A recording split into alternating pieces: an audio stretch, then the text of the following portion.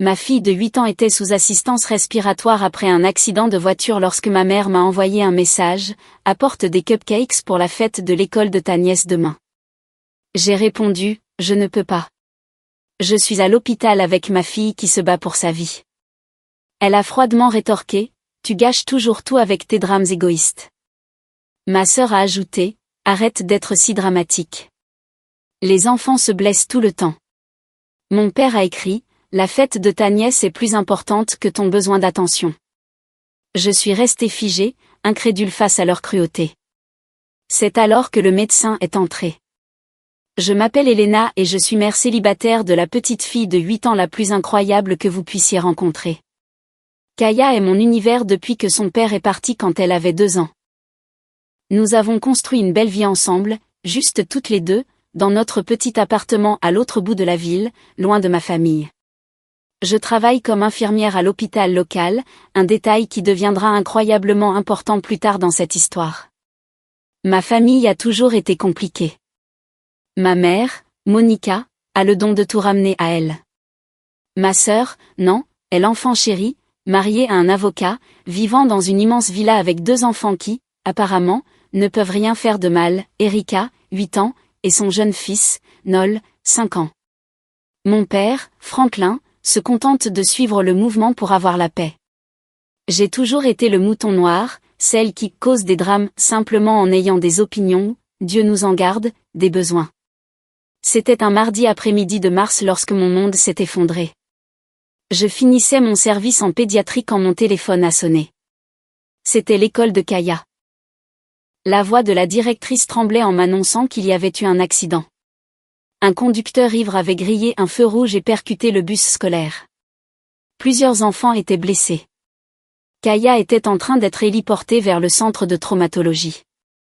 Je ne me souviens pas du trajet jusqu'à l'hôpital. Je ne me souviens pas m'être garée ni avoir couru à travers les urgences. Ce dont je me souviens, c'est du visage du docteur Rowan Ellis lorsqu'il m'a trouvée dans la salle d'attente. Kaya avait subi un grave traumatisme crânien, une hémorragie interne et de multiples fractures. Elle était au bloc opératoire, luttant pour sa vie. Les 18 heures suivantes furent un flou de salles d'attente, de nouvelles chirurgicales et de prières adressées à toute divinité susceptible d'écouter. Quand ils m'ont finalement laissé la voir, ma fille magnifique et vibrante semblait si petite dans ce lit d'hôpital, entourée de machines la maintenant en vie. Elle était sous assistance respiratoire, plongée dans un coma artificiel, et les médecins ne pouvaient pas me dire si elle se réveillerait. J'ai appelé ma mère ce premier soir, sanglotant au téléphone, la suppliant de venir. Je ne peux pas faire ça toute seule, ai-je chuchoté. Kaya pourrait ne pas s'en sortir. Oh, Elena, a-t-elle soupiré. Je pouvais presque l'entendre lever les yeux au ciel. Tu es toujours si dramatique. Les enfants sont résistants. Elle ira bien. Je ne peux pas tout laisser tomber et faire 3 heures de route juste parce que tu paniques. Cela aurait dû être mon premier avertissement. J'ai passé les 3 jours suivants à vivre dans cette chambre d'hôpital. Les infirmières, mes collègues, m'apportaient du café et des sandwichs. Elles ont installé un lit de camp pour que je puisse dormir près de Kaya. Je lui tenais la main et lui lisais ses livres préférés à voix haute, en espérant qu'elle puisse m'entendre. Les médecins étaient prudemment optimistes, mais honnêtes quant au long chemin à parcourir. C'était vendredi après-midi quand les SMS ont commencé. Maman, Elena, n'oublie pas d'apporter les cupcakes pour la fête de l'école d'Erika demain. Ceux avec le glaçage rose qu'elle aime. J'ai fixé mon téléphone, incrédule. Erika est la fille de Nan, ma nièce de 8 ans. Je n'arrivais pas à croire que ma mère m'écrivait à propos de cupcakes alors que Kaya se battait pour sa vie. Moi, je ne peux pas. Je suis à l'hôpital avec ma fille qui se bat pour sa vie. La réponse est arrivée plus vite que je ne l'espérais. Maman, tu gâches toujours tout avec tes drames égoïstes. J'ai haleté bruyamment. L'infirmière qui vérifiait les constantes de Kaya m'a demandé si ça allait. Ça n'allait pas. J'étais aussi loin d'aller bien qu'une personne puisse l'être. Puis n'en s'en est mêlé. Non, arrête d'être si dramatique. Les enfants se blessent tout le temps. Erika attend cette fête depuis des semaines. Ne la déçois pas parce que tu veux de l'attention. J'ai eu physiquement la nausée. C'étaient les personnes censées m'aimer et me soutenir inconditionnellement. Mes mains tremblaient en tapant ma réponse. Moi, Kaya est sous assistance respiratoire. Elle pourrait mourir. Comment pouvez-vous appeler ça du drame? Papa, la fête de ta nièce est plus importante que ton besoin d'attention. Tu as toujours été jalouse de la famille de Nan. Arrête d'utiliser ta fille pour obtenir de la sympathie. Je me suis figée, incrédule face à leur cruauté. Mon propre père venait de m'accuser d'utiliser ma fille mourante pour attirer l'attention. Je fixais mon téléphone, les larmes coulant sur mon visage, quand le docteur Rowan Ellis est entré dans la chambre. « Elena, dit-il doucement. J'ai des nouvelles concernant votre mère. » Mon cœur s'est arrêté. Est-ce qu'il était arrivé quelque chose à Monica? Malgré tout, elle restait ma mère. Nous avons refait les analyses sanguines de Kaya, mais il y a quelque chose que vous devez savoir. Votre mère a appelé l'hôpital ce matin, prétendant être la grand-mère de Kaya. Elle a essayé d'obtenir des informations sur l'état de Kaya et... Il fit une pause, semblant mal à l'aise. Elle a également posé des questions sur la situation successorale de Kaya, plus précisément s'il y avait une police d'assurance vie et qui serait le bénéficiaire si Kaya ne survivait pas. Le sang s'est retiré de mon visage. Quoi? Elle a dit à notre assistante sociale qu'elle s'inquiétait du fardeau financier que les soins de Kaya pourraient représenter pour vous et voulait connaître les options de fin de vie. Elena, je dois vous demander, avez-vous discuté de l'arrêt des soins de Kaya avec votre mère? Non, ai-je presque crié. Jamais. Je ne ferai jamais ça. C'est mon bébé. Le docteur Ellis acquiesça rapidement. Je ne le pensais pas. Votre dévouement envers Kaya a été incroyable, mais je devais poser la question car votre mère était très insistante. Elle semblait en savoir beaucoup sur votre situation financière et n'arrêtait pas de mentionner à quel point les soins de Kaya seraient coûteux. Les pièces du puzzle commençaient à s'assembler. Ma mère avait toujours été obsédée par l'argent. Elle savait que j'avais une petite assurance vie pour Kaya. Je l'avais mentionné il y a des années quand j'ai obtenu mon poste à l'hôpital. Elle savait aussi que je luttais financièrement depuis que le père de Kaya avait cessé de payer la pension alimentaire. Docteur, dis-je lentement. Qu'est-ce que ma mère a dit exactement? Il avait l'air mal à l'aise. Elle a posé de multiples questions sur les protocoles de mort cérébrale, combien de temps nous gardons généralement les patients sous assistance respiratoire, et quel était le processus pour prendre des décisions difficiles. Elle a aussi demandé s'il y avait des avantages financiers liés au don d'organes. J'avais l'impression que j'allais vomir. Ma mère avait appelé l'hôpital où je travaillais, où mes collègues me connaissaient, et avait essentiellement demandé comment tuer ma fille pour de l'argent. C'est à ce moment-là que j'ai décidé de me venger. J'ai fait une capture d'écran de chaque message cruel. Puis j'ai fait quelque chose qui aurait été impensable une semaine plus tôt. J'ai commencé à tout documenter. Chaque conversation, chaque appel téléphonique, chaque interaction avec ma famille. Le lendemain matin, Nan a appelé. Elena, à propos de ces cupcakes. Non, l'ai-je interrompu.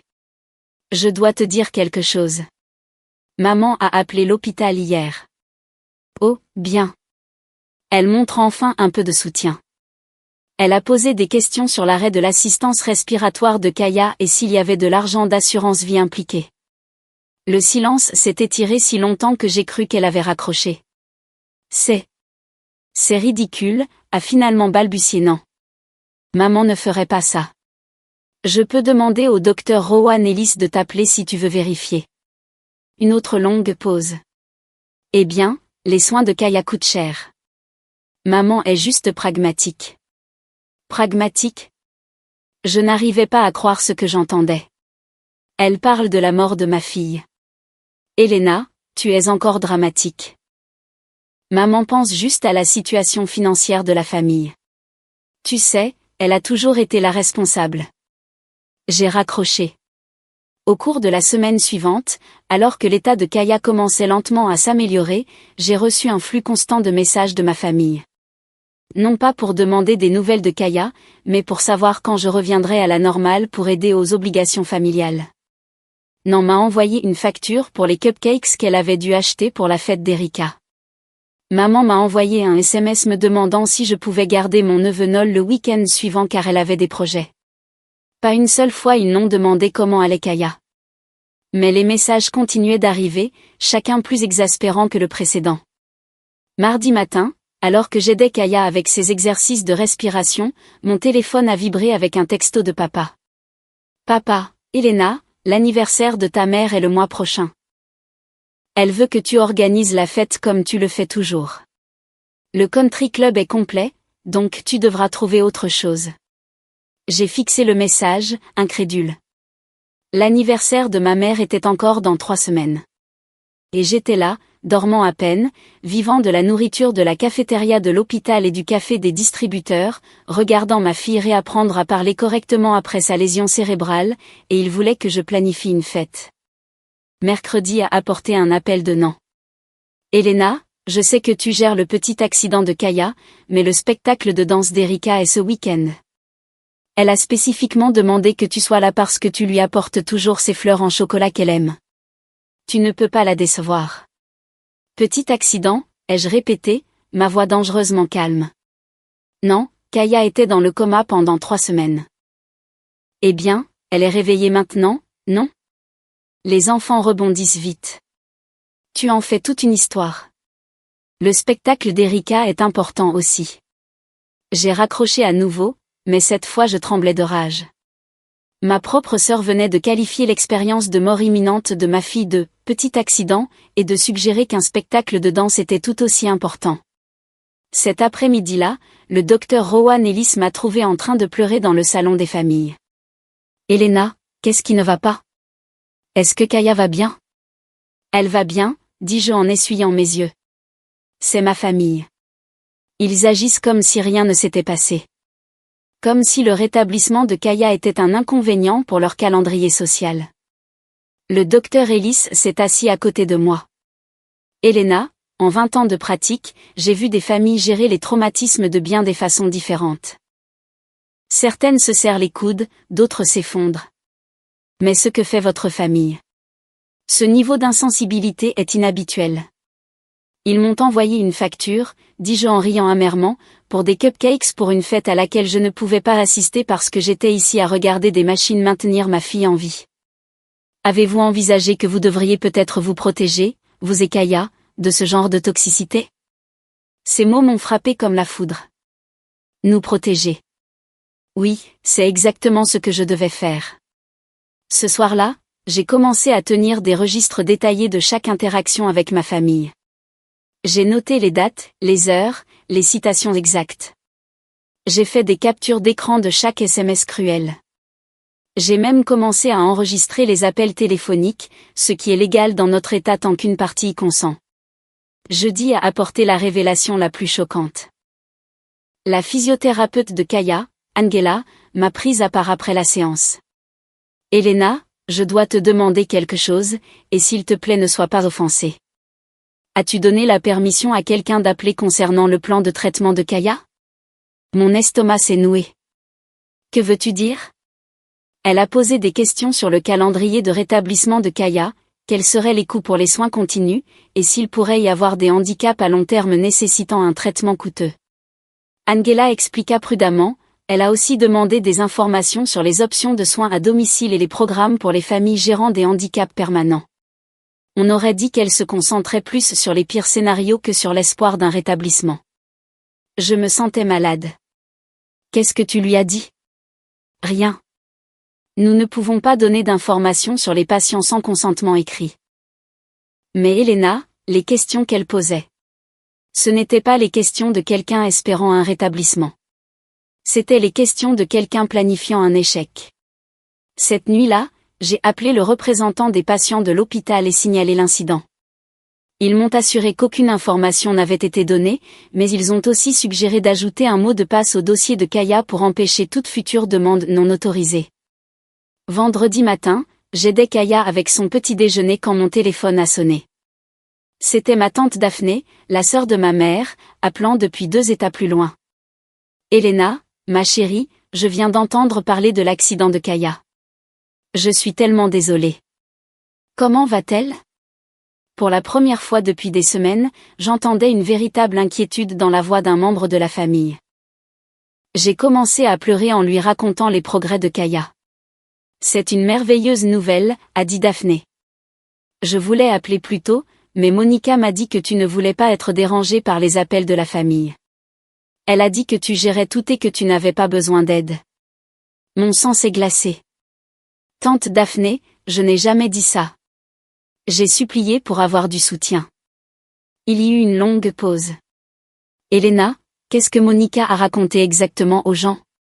Il s'est avéré que ma mère avait appelé les membres de la famille élargie, les amis de l'église et les connaissances familiales, leur disant que je gérais la situation de Kaya et que je ne voulais ni visiteurs ni appels parce que j'étais très privée concernant les affaires familiales. Elle empêchait activement les gens de nous tendre la main. Elle m'a dit que tu étais dramatique à propos de tout ça, a continué Daphné. Elle a dit que Kaya avait une commotion mineure et que tu en profitais pour attirer l'attention. Elena, je suis tellement désolée. Si j'avais su à quel point c'était grave. Elle a menti à tout le monde, ai-je chuchoté.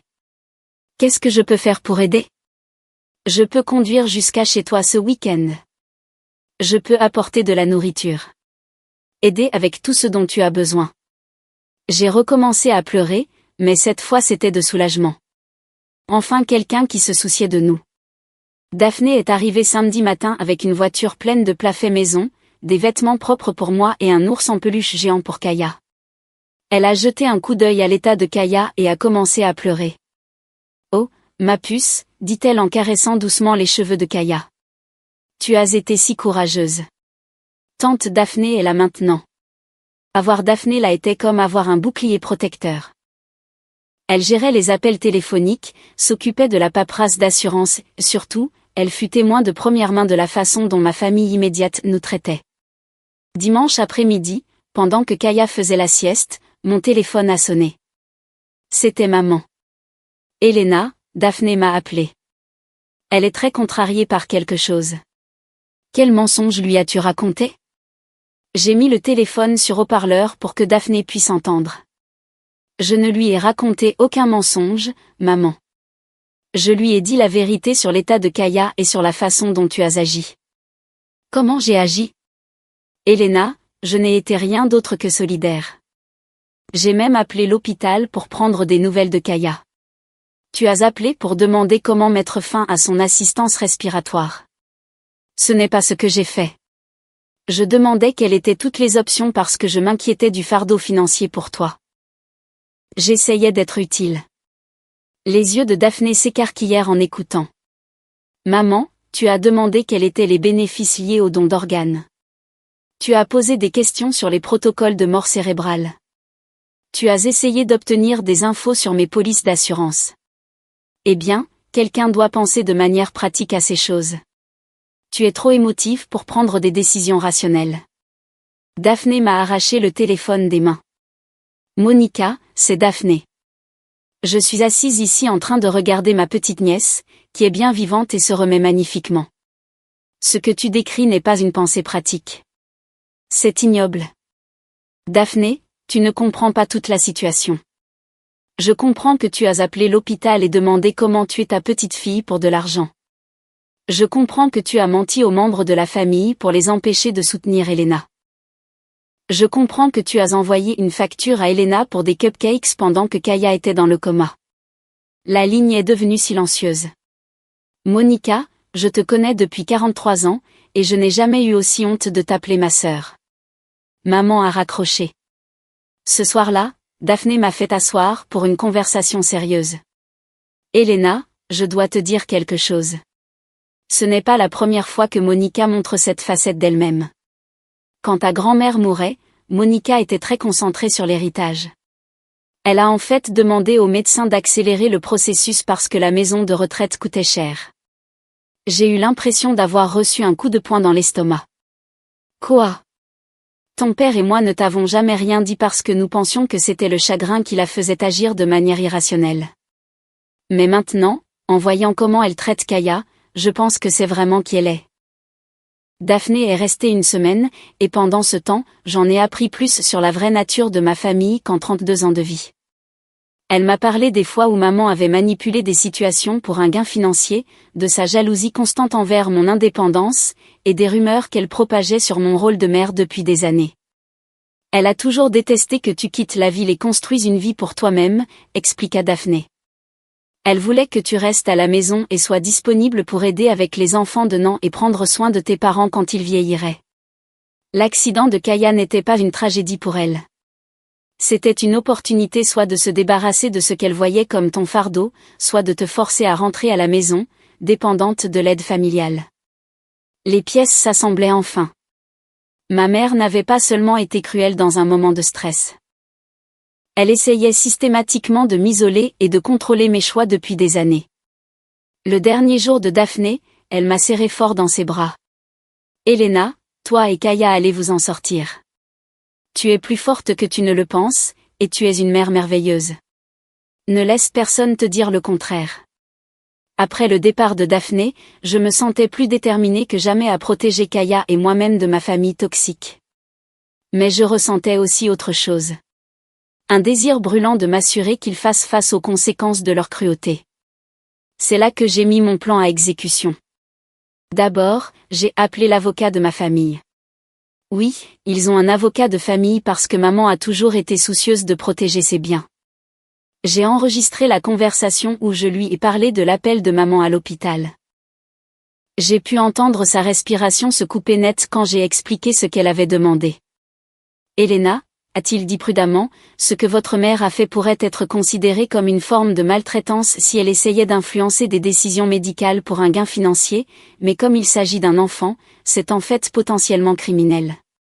Je lui ai demandé de tout documenter et de conserver les dossiers. Ensuite, j'ai contacté la belle-mère de Nan, Sylvia, avec qui je m'étais toujours bien entendue. Sylvia n'avait jamais aimé la façon dont ma famille me traitait, et elle a été horrifiée quand je lui ai raconté ce qui s'était passé. Elena, ma chérie, je n'avais aucune idée qu'ils étaient si cruels. Que puis-je faire pour aider ? Sylvia, il s'est avéré, avait beaucoup de relations dans notre petite ville. Elle siégeait au conseil de l'hôpital, était amie avec le surintendant des écoles et connaissait tout ce qui comptait. Plus important encore, elle avait toujours soupçonné que la vie parfaite de Nan ne l'était pas tant que ça. En quelques jours, Sylvia avait discrètement fait passer le mot sur ce que ma famille avait fait.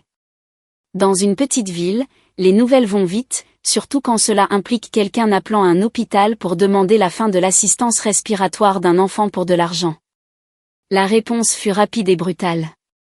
Le mari de Nan, David, était en lice pour devenir associé dans son cabinet d'avocat. Les associés principaux, qui étaient amis avec Sylvia, ont soudainement semblé moins enthousiastes à propos de sa promotion. Des questions ont été soulevées sur son jugement et son caractère. Après tout, quel genre d'homme reste marié à quelqu'un qui soutient la fin de vie d'un enfant pour un gain financier ? Le poste de trésorière de l'église occupé par ma mère a été discrètement révoqué. Le pasteur, qui avait entendu parler de la situation par sa femme qui travaillait à l'hôpital, lui a suggéré de prendre du temps pour réfléchir aux valeurs chrétiennes de compassion et de soutien familial. L'entreprise de construction de mon père a commencé à perdre des clients. Le bruit avait couru qu'il avait qualifié le combat de sa propre petite fille pour la vie de « recherche d'attention ». Dans une communauté où les valeurs familiales comptaient, c'était un suicide commercial. Mais je ne faisais que commencer. Kaya s'est réveillée un jeudi matin, 3 semaines après l'accident. Elle ne se souvenait pas de grand-chose, mais elle était vivante, et les médecins étaient optimistes quant à son rétablissement. La première chose qu'elle a demandé fut sa peluche préférée, et la deuxième fut si grand-mère Monica était venue la voir. Non, ma puce, dis-je en lissant ses cheveux. Grand-mère a été occupée. Occupée à quoi ? Demanda Kaya innocemment. C'est là que j'ai réalisé que ma fille de 8 ans avait plus d'intelligence émotionnelle que toute ma famille réunie. J'ai documenté méticuleusement le rétablissement de Kaya. Chaque étape, chaque amélioration, chaque moment de joie, et je n'en ai partagé aucun avec ma famille. Ils n'ont appris les progrès de Kaya que par d'autres personnes. Sylvia s'assurait de mentionner à l'épicerie à quel point Kaya allait bien. Le cercle de prière de l'église célébrait son rétablissement. Le journal local a même fait un petit article sur sa résilience après l'accident de bus scolaire. Ma famille était complètement exclue. Un mois après le réveil de Kaya, Nan s'est présentée à l'hôpital à l'improviste. Elena, nous devons parler. De quoi, ai-je demandé froidement. De cette querelle ridicule que tu as avec la famille. Maman est vraiment blessée que tu ne lui parles pas, non, ta mère a appelé cet hôpital et a demandé de mettre fin à l'assistance respiratoire de ma fille pour pouvoir toucher l'argent de l'assurance. Ce n'est pas ce qui s'est passé, a claqué Nan. Elle posait juste des questions parce qu'elle s'inquiétait pour toi financièrement. Elle a posé des questions sur les bénéfices du don d'organes, non. Elle a posé des questions sur les protocoles de mort cérébrale. Elle voulait savoir comment tuer ma fille.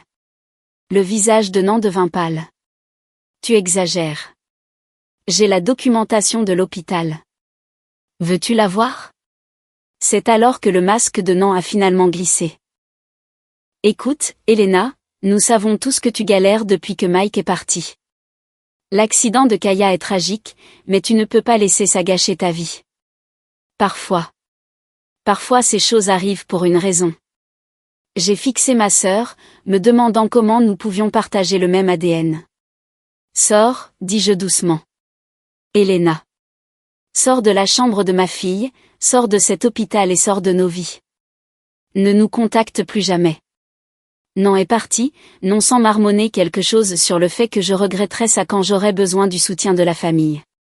2 mois plus tard, Kaya était rentrée à la maison et progressait bien en physiothérapie. Son rétablissement tenait du miracle, et elle retrouvait sa personnalité joyeuse et énergique. Nous planifions une petite célébration quand j'ai reçu un appel de Sylvia. Elena, ma chérie, tu dois savoir quelque chose. Nan et David divorcent. Apparemment, le stress des problèmes de carrière de David, combiné au jugement de la communauté sur leur comportement sans cœur, avait détruit leur mariage. Nan avait eu une liaison avec son entraîneur personnel, et David avait demandé le divorce, citant des différends irréconciliables. La bataille pour la garde devenait moche, et les propres textos de Nan sur l'accident de Kaya étaient utilisés comme preuve de son caractère. Mais ce n'est pas la meilleure partie, continua Sylvia. Ta mère a essayé de prendre une hypothèque sur sa maison pour payer un avocat à Nan. La banque l'a refusé à cause de sa réputation dans la communauté. Apparemment, essayer de convaincre des médecins de mettre fin à l'assistance respiratoire de sa petite fille ne fait pas de vous un bon risque de crédit. J'ai ressenti un moment de satisfaction, suivi immédiatement de tristesse. Ces gens avaient été ma famille, et maintenant ils étaient des étrangers qui m'avaient montré exactement qui ils étaient vraiment quand j'avais le plus besoin d'eux. 3 mois après l'accident, j'ai reçu un dernier texto de ma mère. Maman, Elena, je pense qu'il y a eu un malentendu. Je n'ai jamais voulu blesser personne. Kaya est ma petite fille et je l'aime. Peut-on parler s'il te plaît? J'ai fixé ce message pendant un long moment. Une partie de moi voulait lui pardonner, prétendre que rien de tout cela n'était arrivé, retrouver ma famille. Mais ensuite j'ai regardé Kaya, qui coloriait à notre table de cuisine, vivante, heureuse et complètement inconsciente que sa propre grand-mère avait un jour interrogé les médecins sur la fin de sa vie. J'ai effacé le message sans répondre. 6 mois plus tard, notre nouvelle vie était meilleure que je n'aurais pu l'imaginer. Kaya s'était complètement rétablie et était retournée à l'école. Les autres familles de l'accident de bus étaient devenues comme une seconde famille pour nous. Nous nous comprenions d'une manière que ma famille biologique ne pourrait jamais. Sylvia m'avait présenté son fils, un infirmier pédiatrique qui travaillait à l'hôpital pour enfants du centre-ville. Dean était gentil, patient et absolument merveilleux avec Kaya. Nous sortions ensemble depuis 8 mois, et Kaya l'adorait. Mais j'ai aussi reçu un héritage inattendu de ma grand-tante Margaret du côté de mon père, une femme que je n'avais rencontrée que quelques fois. Elle m'avait apparemment légué sa petite maison et ses économies parce qu'elle se souvenait de mon dévouement envers ma fille lors de nos rencontres aux réunions de famille. Le timing ne pouvait pas être plus parfait. Mais la pièce finale de la vengeance est venue d'une source inattendue. L'institutrice de Kaya, Madame Rodriguez, m'a appelé un après-midi. Elena, je voulais vous faire savoir qu'Erika a posé beaucoup de questions sur l'accident de Kaya. Elle a raconté aux autres enfants que sa grand-mère disait que Kaya faisait semblant pour attirer l'attention. Je pensais que vous devriez savoir. Mon cœur s'est brisé pour ma nièce. Elle ne faisait que répéter ce qu'elle avait entendu à la maison, mais les autres enfants commençaient à l'éviter. En essayant d'empoisonner les gens contre moi et Kaya, ma famille avait accidentellement isolé leur propre enfant. Pendant ce temps, les retombées du comportement de ma famille continuaient de se propager dans notre petite ville comme une traînée de poudre. Sylvia avait stratégiquement partagé des informations avec des personnes clés de la communauté, et la réponse fut plus sévère que je ne l'avais anticipé. La première conséquence majeure a frappé le mari de Nan, David. Son cabinet se spécialisait dans le droit de la famille, et plusieurs clients de haut profil avaient discrètement demandé à changer d'avocat après avoir entendu parler du traitement de Kaya par la famille. L'associé principal, M. Blackwood, a convoqué David dans son bureau pour ce que David a décrit plus tard à Nan comme « la conversation la plus humiliante de ma carrière ». David, avait dit M. Blackwood, la réputation de notre cabinet repose sur la confiance et les valeurs familiales. Quand les clients entendent que votre femme et votre belle-mère discutaient de la fin de l'assistance respiratoire d'un enfant pour des raisons financières, cela soulève de sérieuses questions sur le jugement et le caractère. David a essayé d'expliquer qu'il n'avait pas été impliqué dans ces conversations, mais M. Blackwood l'a coupé. Le fait que vous soyez resté silencieux pendant que votre femme qualifiait de « dramatique » les blessures mortelles de votre nièce nous dit tout ce que nous devons savoir sur vos valeurs. Nous allons restructurer votre rôle dans le cabinet. David a été rétrogradé du parcours d'associé au statut de collaborateur, tuant effectivement son avancement professionnel pour un avenir prévisible. Au même moment, ma mère faisait face à ses propres conséquences. Le conseil de l'Église a convoqué une réunion d'urgence concernant son poste de trésorière. Le pasteur Williams, un homme bon qui avait toujours soutenu les familles en difficulté, était apparemment furieux en apprenant l'appel de maman à l'hôpital. Monica, avait-il dit lors de la réunion, notre Église est bâtie sur le fondement de la protection des plus vulnérables, en particulier les enfants. Ce que vous avez fait va à l'encontre de tout ce que nous défendons. Mais maman ne comptait pas se laisser faire sans se battre. Elle s'est présentée à l'hôpital 5 semaines après ma confrontation avec Nan, exigeant de voir Kaya. Je suis sa grand-mère, a-t-elle dit à l'agent de sécurité. J'ai des droits. L'agent de sécurité a appelé le service de pédiatrie où travaillait mon amie et collègue, l'infirmière Janet. Elena a déposé une ordonnance de non-contact, a dit Janet à la sécurité. Monica Thompson n'est autorisée à voir Kaya sous aucune circonstance. Maman a causé une telle scène dans le hall que la sécurité de l'hôpital a dû l'escorter dehors. L'incident a été vu par des dizaines de personnes, y compris plusieurs infirmières qui me connaissaient personnellement.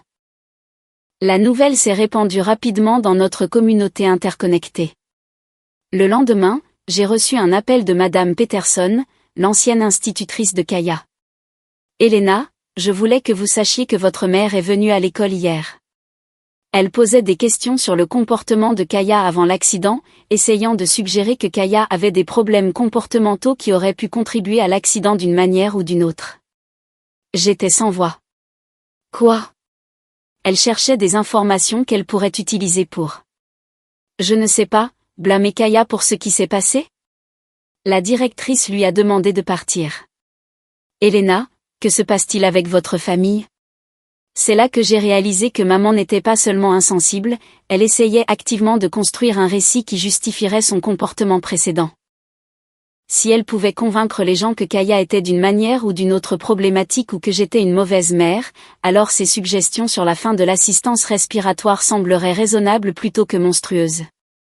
J'ai appelé mon amie avocate du conseil de l'hôpital, Maria Santos, et je l'ai mise au courant des derniers développements. Elena, ce que fait ta mère pourrait être considéré comme du harcèlement et de la diffamation. Elle essaie de nuire à ta réputation et de créer un faux récit sur l'accident de Kaya. Nous devons tout documenter. Maria m'a aidé à obtenir une ordonnance restrictive formelle contre ma mère. Les documents détaillaient chaque contact inapproprié, chaque message cruel et chaque tentative d'interférer avec les soins de Kaya. L'audience pour l'ordonnance restrictive était prévue 2 semaines plus tard. Quand le juge a examiné les preuves, y compris la documentation de l'hôpital sur les demandes inappropriées de maman et le schéma de harcèlement, son visage s'est durci. Madame Thompson, a-t-il dit à ma mère lors de l'audience, votre comportement envers votre fille et votre petite-fille pendant cette crise médicale montre un manque inquiétant d'empathie et de jugement. Cette ordonnance restrictive est accordée, et je l'étends pour inclure M. Thompson sur la base de son harcèlement documenté à l'hôpital. Le journal local, qui ne couvrait généralement que les sports du lycée et les réunions du conseil municipal, a publié un petit article sur l'ordonnance restrictive. Ils n'ont pas cité de nom, mais dans une ville de 15 000 habitants, tout le monde savait de qui il s'agissait. Les conséquences sociales furent rapides et impitoyables. Le club de bridge hebdomadaire de maman a soudainement trouvé qu'il n'avait plus de place pour elle à la table. Le club de lecture dont elle faisait partie depuis 8 ans a cessé de répondre à ses appels. Même les employés de l'épicerie, qui avaient toujours été amicaux, ont commencé à la traiter froidement. Non, pendant ce temps, gérait sa propre cascade de problèmes. Sa liaison avec son entraîneur personnel était devenue de notoriété publique, et David avait demandé le divorce. Mais c'est lors de la bataille pour la garde que le vrai drame s'est déroulé. L'avocat de David avait obtenu des copies de tous les SMS de Nan concernant l'accident de Kaya. Lors de l'audience de garde, il les a lus à haute voix en audience publique. Votre honneur, je voudrais présenter des preuves du caractère et du jugement de Madame Richardson. Alors que sa nièce de 8 ans se battait pour sa vie à l'hôpital, Madame Richardson a envoyé le SMS suivant à sa sœur, « Arrête d'être si dramatique. Les enfants se blessent tout le temps. » L'expression du juge est devenue plus sévère à mesure que l'avocat de David continuait de lire les messages. Quand il est arrivé à la partie où les cupcakes étaient plus importants que la vie de Kaya, plusieurs personnes dans la salle d'audience ont halté de manière audible. De plus, votre honneur, Madame Richardson a soutenu les demandes de sa mère concernant la fin de l'assistance respiratoire de l'enfant pour des raisons financières. Cela démontre une tendance à placer les préoccupations matérielles au-dessus du bien-être des enfants. L'avocat de Nan a essayé d'argumenter que les messages étaient sortis de leur contexte, mais le mal était fait. Le juge a accordé à David la garde principale des 2 enfants, n'en obtenant que des visites supervisées jusqu'à ce qu'elle termine des cours de parentalité et une thérapie. L'affaire judiciaire étant publique, les détails sont rapidement devenus le sujet de conversation de la ville. Sylvia, qui avait stratégiquement orchestré une grande partie des conséquences sociales, s'est assurée que les bonnes personnes soient au courant de l'humiliation de Nan au tribunal. Pendant ce temps, l'entreprise de construction de mon père subissait les conséquences les plus dramatiques de toutes. Le bruit avait couru qu'il avait qualifié le combat de sa propre petite-fille pour la vie de « recherche d'attention », et dans une communauté où les valeurs familiales étaient primordiales, c'était un suicide commercial. Son plus gros client, la Riverside Development Company, a annulé un contrat majeur d'une valeur de 185 000 €. Le chef de projet, dont la propre fille avait été blessée dans un accident scolaire l'année précédente, était apparemment dégoûté par le comportement de papa. Je ne peux pas, en toute conscience, travailler avec quelqu'un qui abandonnerait sa famille pendant une crise médicale, a-t-il dit à mon père lors d'un appel téléphonique tendu que plusieurs personnes ont entendu. D'autres clients ont suivi le mouvement au cours des mois suivants. L'église méthodiste a annulé son projet de rénovation. Le conseil scolaire du comté a retiré l'entreprise de papa de sa liste d'entrepreneurs agréés. En 6 mois, son entreprise avait perdu plus de 60% de ses revenus. Papa a essayé de sauver la situation en me contactant directement, se présentant à l'hôpital un après-midi alors que je rendais visite à Kaya pendant sa séance de physiothérapie. « Elena, nous devons parler », a-t-il dit en me bloquant le passage dans le couloir. « Tu n'es pas censé être ici », ai-je répondu froidement. « L'ordonnance restrictive te concerne aussi. C'est aller trop loin. Ta mère a fait une erreur, mais tu es en train de détruire toute la famille pour ça. » Je ne détruis rien, papa. Je protège ma fille des gens qui demandent au médecin comment la tuer pour de l'argent. Ce n'était pas comme ça et tu le sais. Alors c'était comment ? S'il te plaît, explique-moi en quoi demander des infos sur les bénéfices du don d'organes et les protocoles de mort cérébrale était autre chose que d'essayer de trouver un moyen de profiter de la mort de ma fille. Le visage de papa est devenu rouge. Tu es dramatique, comme toujours. Kaya va bien maintenant, non ?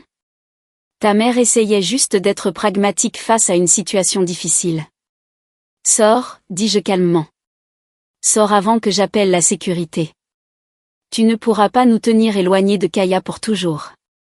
C'est notre petite fille. Regarde-moi faire. Cette rencontre a été observée par plusieurs membres du personnel hospitalier, dont le docteur Rowan Ellis, qui m'a dit plus tard qu'il n'avait jamais vu un exemple aussi clair de violence émotionnelle en action. Elena, la façon dont votre père a minimisé le traumatisme de Kaya et a essayé de vous manipuler mentalement sur le comportement de votre mère, c'est un cas d'école de manipulation émotionnelle.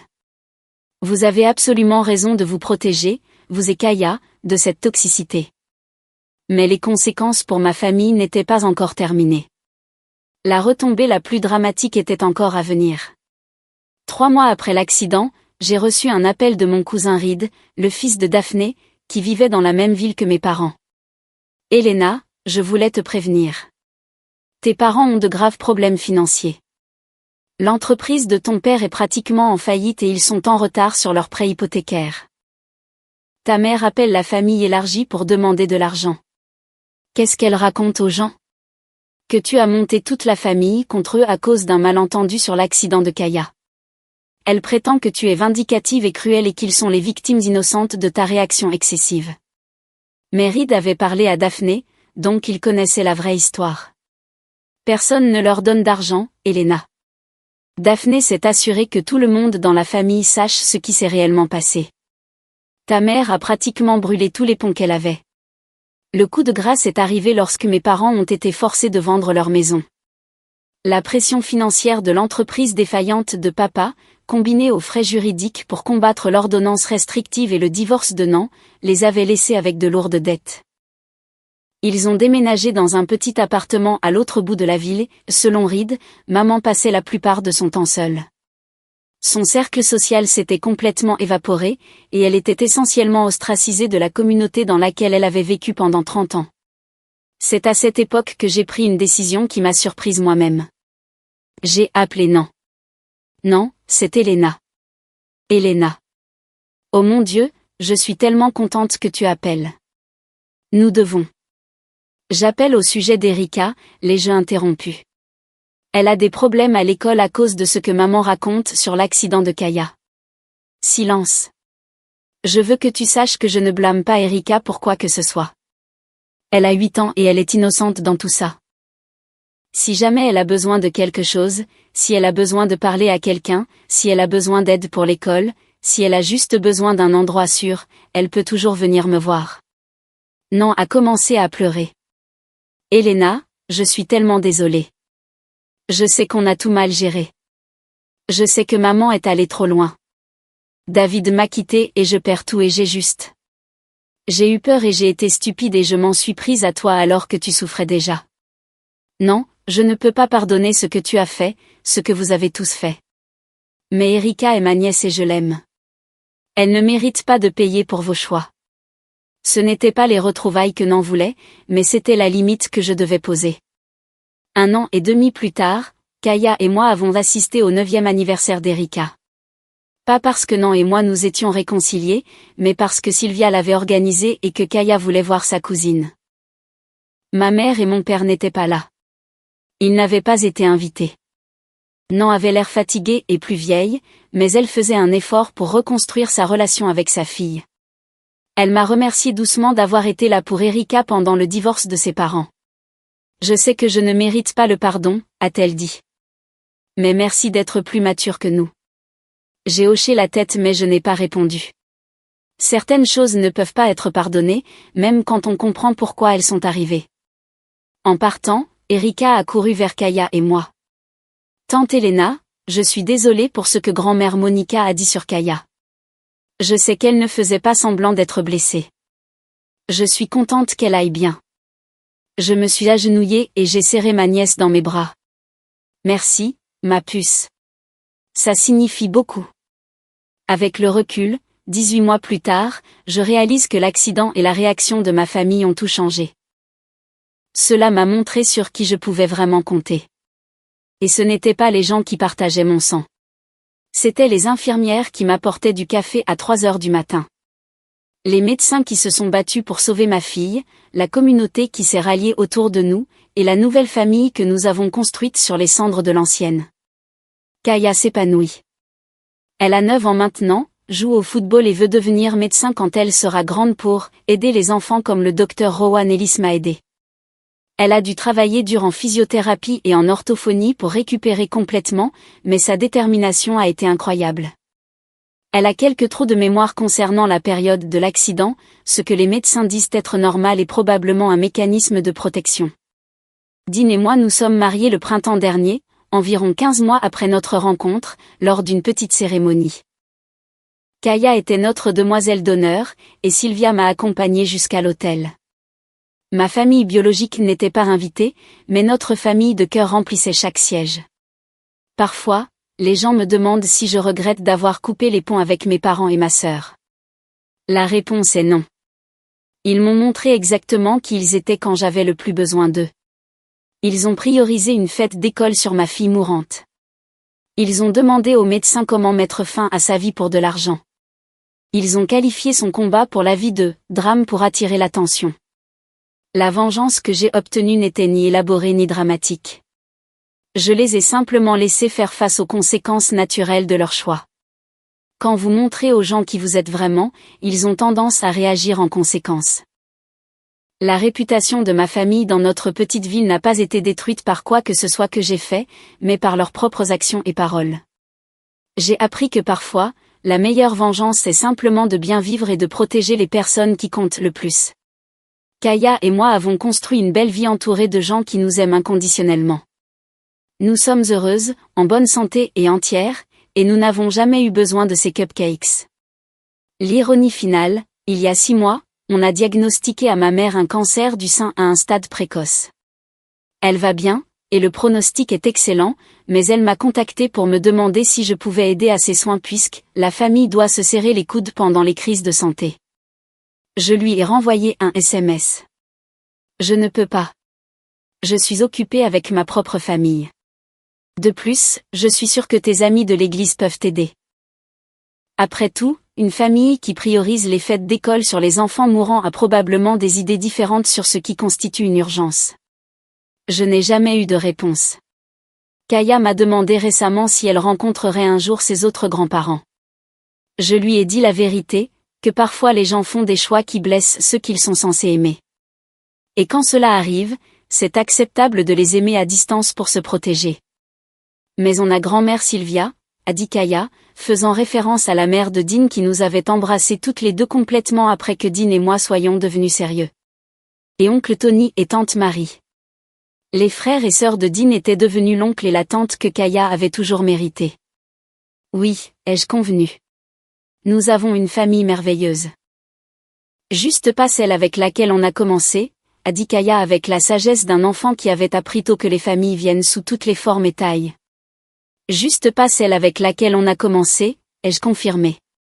Ce soir-là, alors que je bordais Kaya dans son lit, elle a demandé, « Maman, est-ce que tu es heureuse ?» J'ai regardé ma fille, vivante, en bonne santé, en sécurité et entourée d'amour, et j'ai réalisé que je n'avais jamais été aussi heureuse de ma vie. Oui, bébé. Je suis très heureuse. Et je le pensais vraiment. Parfois, la famille que l'on choisit est meilleure que celle dans laquelle on est né. Parfois, couper les ponts avec les personnes toxiques, même s'ils sont des parents par le sang, est la chose la plus saine que vous puissiez faire. Et parfois, la meilleure vengeance c'est simplement de refuser de laisser des gens cruels voler votre joie. Kaya et moi avons appris que nous n'avions pas besoin de gens qui nous abandonneraient dans nos heures les plus sombres. Nous avions besoin de gens qui se présenteraient avec du café et des sandwichs et nous diraient que tout allait bien se passer. Nous avons trouvé ces gens. Nous avons construit une vie avec ces gens. Et nous vivons heureux pour toujours, un jour à la fois. Les cupcakes, en fin de compte, n'ont jamais été importants.